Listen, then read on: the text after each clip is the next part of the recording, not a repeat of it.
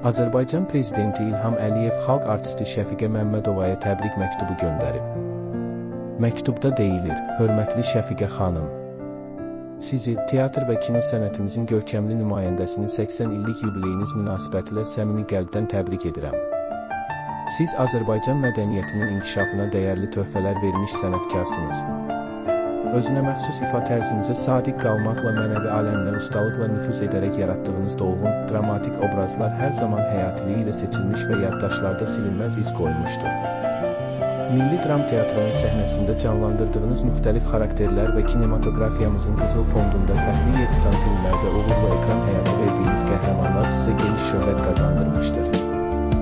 Aktyorluq sənətinin sirlərini gənclərin yiyələnmələri üçün mahir pedaqoq olaraq böyük əmək sərf etmişsiniz. Ölkəmizin mədəni-ictimai həyatında fəal iştirakınız vətəndaş mövqeyinizin bütövlüyünün bir təzahürüdür. Yaradıcı şəxsiyyət kimi səmərəli fəaliyyətiniz daim yüksək qiymətləndirilmiş və dəfələrlə təltiflərə layiq görülmüşdür. Sizə bu əlamətdar gündə ən xoş arzularımı yetirir, möhkəm cansağlığı və nailiyyətlər arzulayıram.